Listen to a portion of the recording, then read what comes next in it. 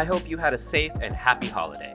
Alright, so Momofuku is one of the biggest restaurant names out there and is headed up by its now famous Korean chef, David Chang. So today I'm going to show you how to recreate one of their most popular dishes, cold fried chicken. If you like this video, give it a like and consider subscribing. And starting this week, I'll be releasing new episodes every Wednesday. Now, you can use any cut of chicken for this. I'm using chicken wings because, well, I like chicken wings, but you do you. So the first thing I'm going to do is make a brine for the chicken, consisting of soy sauce, a good amount of kosher salt, and buttermilk. If you don't have any buttermilk, you can just use regular milk with a splash of white vinegar, or better yet, a heaping spoonful of sour cream. Give it a good whisk, maybe even such a good whisk that you really start to feel the groove. Fill your kitchen with positive vibes.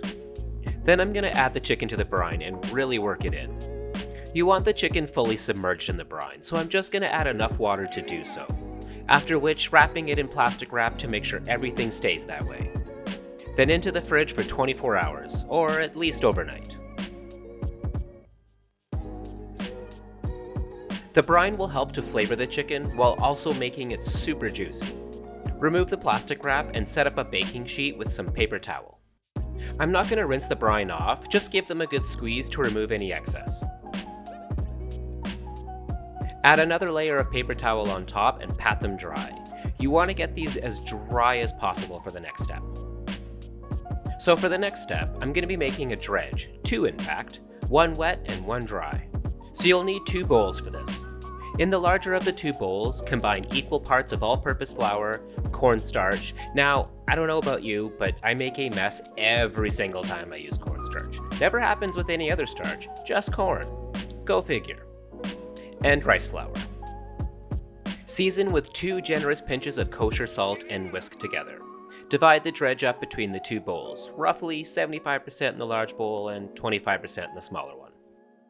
To finish the wet dredge, or I guess batter, I'm adding some beer. This is just a blonde ale, doesn't really matter what you use. I would just stay away from darker or strong flavored beers.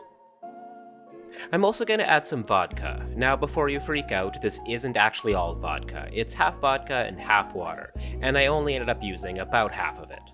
The consistency you're looking for is a bit runnier than pancake batter, or what you'd normally use for Korean fried chicken, and I'll explain why shortly. Place the batter in the fridge to keep it cold. Then place a large heavy bottom pot on the stove, set to high heat. Fill it with about 2 inches of a neutral cooking oil, like canola.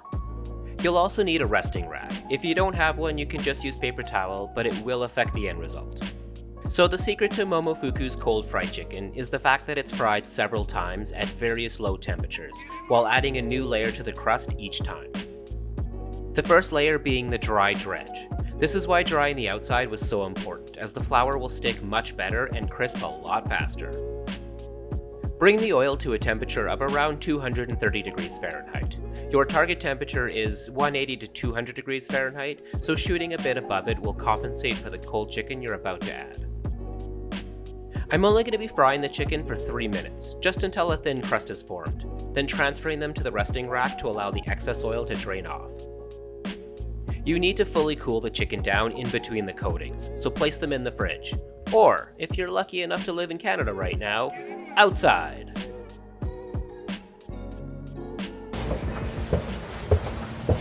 Ooh, it's cold.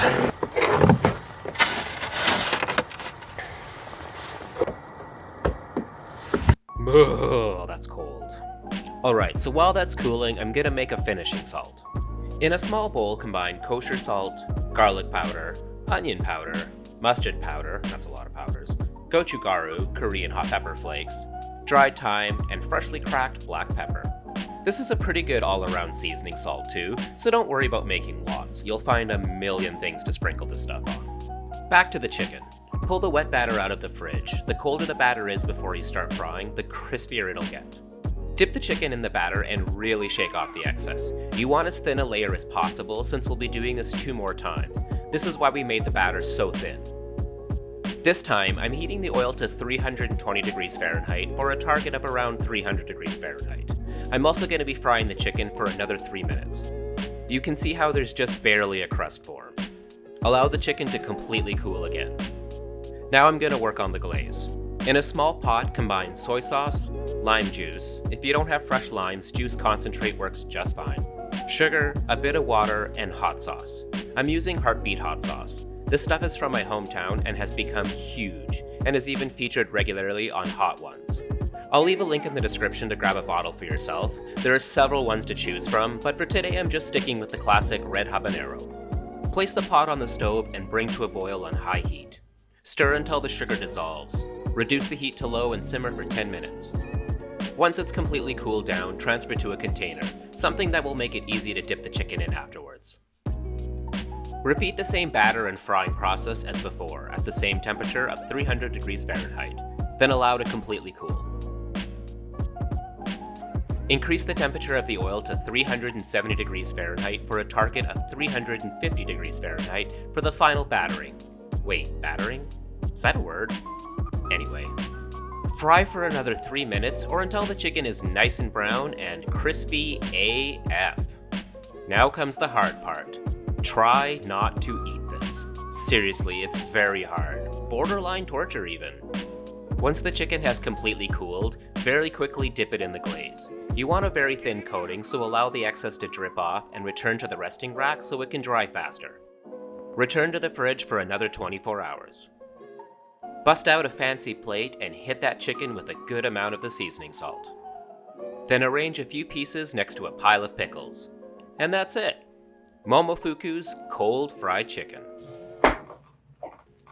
3 days I've been waiting to eat this. Smells really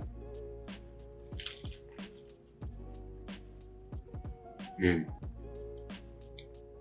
It's surprisingly still really crunchy, even after sitting in a glaze in the fridge overnight.